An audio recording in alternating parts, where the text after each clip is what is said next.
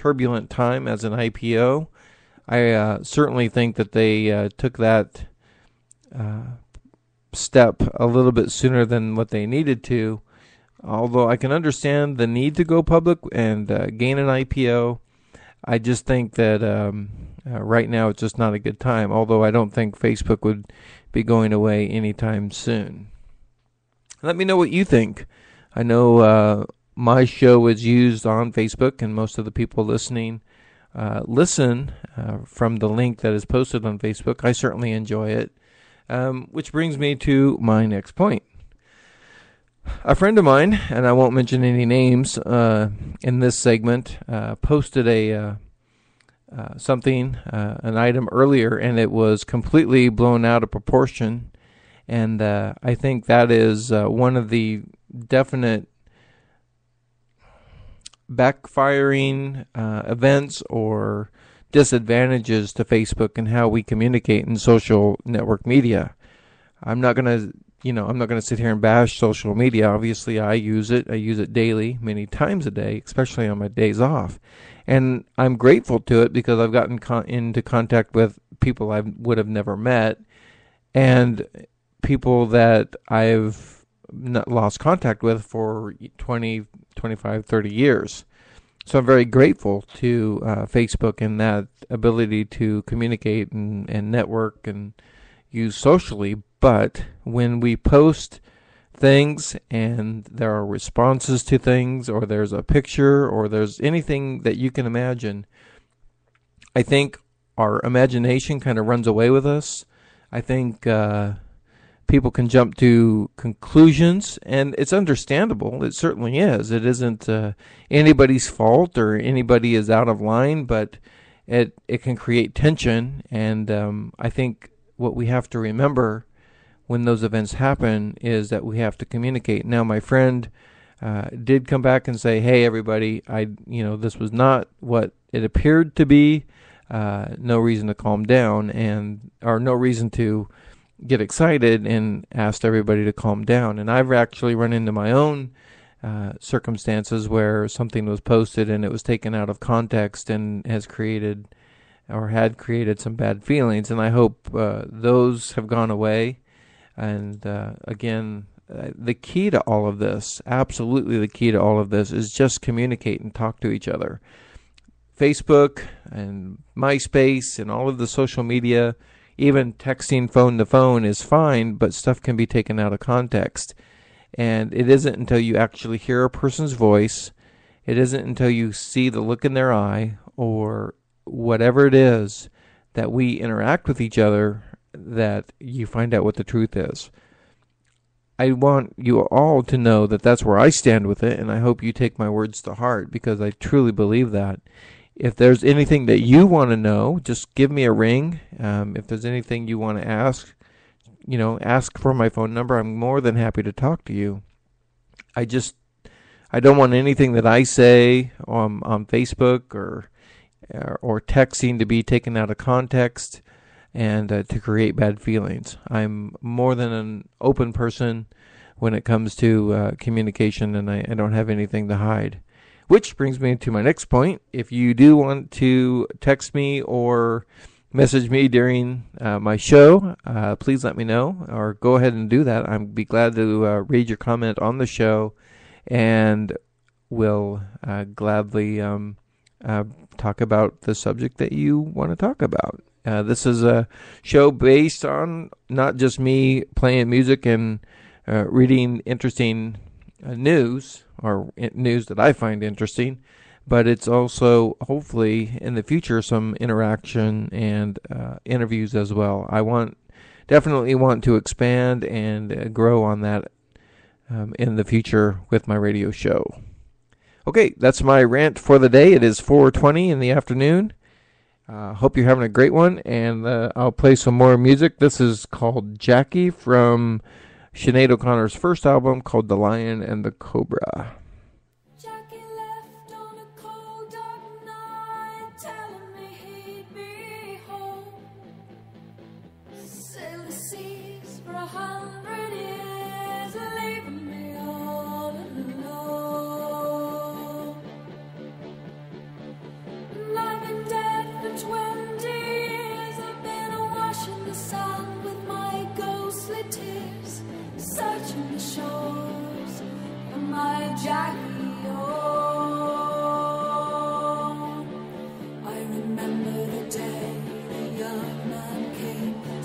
Jackie's gone, we are lost in the rain, and I ran to beach and laid me down. You're all wrong, I said, and they stared at the sand. That man knows that sea like the back of his hand. He'll be back sometime. Nothing to lose. I've been waiting all this time for my man to come, take his hand in mine and lead me away to unseen shores. I've been washing the sand with my song to tears, searching the shore these long years, and I walk the sea forevermore till I find my Jackie, till I find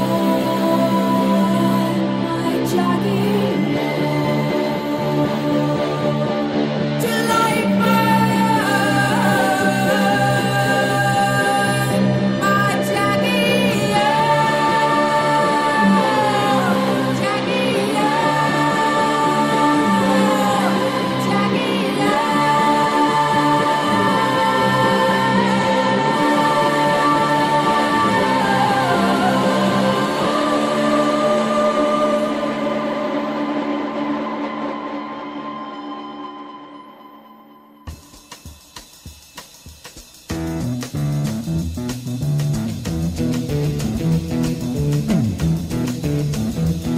You know the day destroys the night, night divides the day. Try to run, try to hide, break on through to the other side, break on through to the other side, break on through to the other side, yeah.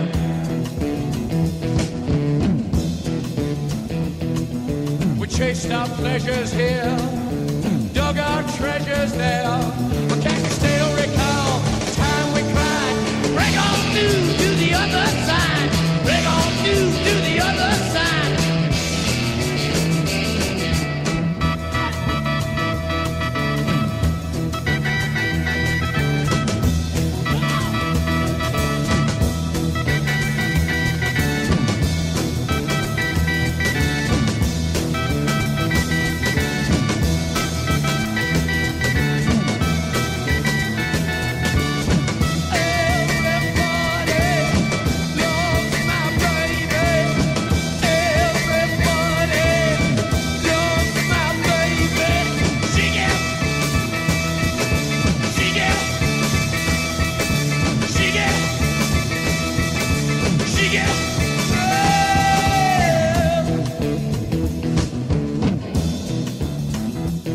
I found an island in your arms, country in your eyes, arms and changes, eyes and line.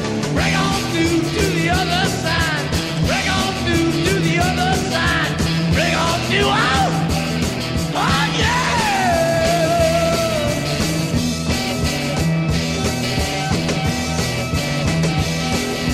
Bay to sea, week to week, day to day, hour to hour, day straight, deep and wide.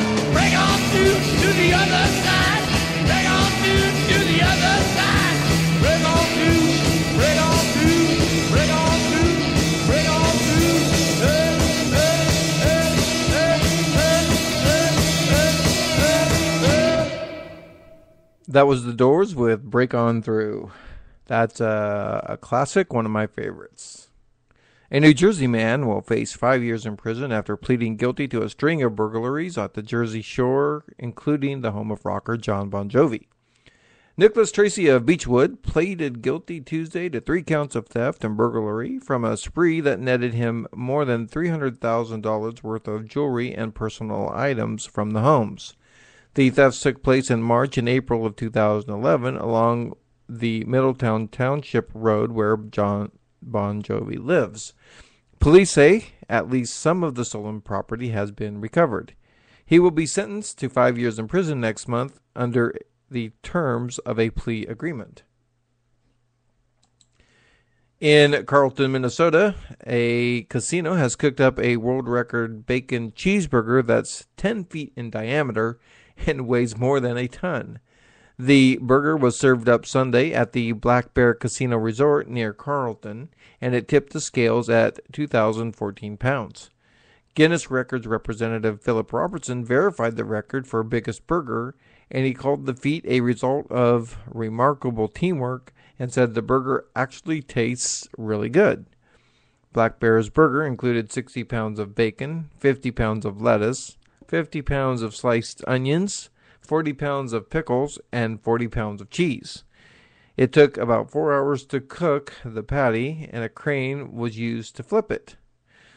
There are pictures of the massive cheeseburger at www.huffingtonpost.com in the Weird News section.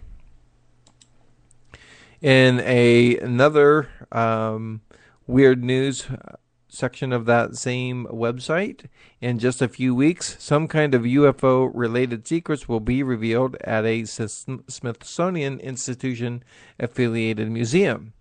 That is the implied promise of the title of a special lecture coming up at the National Atomic Testing Museum in Las Vegas on September 22nd. The secrets haven't yet been revealed, but the players involved certainly present the potential for something intriguing to emerge from this one-night event that's part of the museum's ongoing Area 51 lecture series. We looked at bringing in some people to talk about extraterrestrials and UFOs, according to museum CEO and executive director Alan Palmer, who is a highly decorated former Air Force and Navy combat jet fighter. Pilot, obviously. We wanted to concentrate on people who had personal stories and exposure to what they thought were real UFOs from the military side, because they might have just have a little more credibility than your average Joe. Four of the participants had previous American military security clearances. One of them is retired Army Colonel John Alexander, who was a former military insider who created Advanced Theoretical Physics, a group of top-level government officials and scientists brought together to study UFOs. The other ones are retired Air Force Colonel Charles Holt, who is a former base commander at RAF Bentwaters military base in England, and vital eyewitness to the amazing UFO-related events at Rendlesham Forest in December of 1980. Retired Army Air Force Colonel William Coleman, with a former USA Air Force bomber pilot, Chief of Air Force Public Information, and producer of NBC's Project UFO series. Also retired Air Force Colonel Robert Friend, former director of the Air Force's Project Blue Book from 1958 to 1963. The fifth guest at the museum's opening lecture is former UK UFO desk officer Nick Pope. What's going to be different about this one-time lecture compared to previous gatherings, where military personnel have stepped forward to reveal details, is that one of the things that is different is that you will have high credible vetted sources. What you're getting from this panel are people who have worked in the military, all of whom certainly agree that UFOs are real, and I think most of them would say it ought to be researched, and that is according to the author, who is John Alexander, or not the author, but the Colonel John Alexander. So it'll be interesting to see what they actually come out with. I think it's all a smokescreen, of course. It's the whole UFO thing, I think, is a pretty interesting topic. I don't believe that it's anything more than obviously unexplained things, and that's kind of the key to it. Whether it be military projects, crazy, I just read the word on the screen, but military testing and aircraft that is being tested for such things.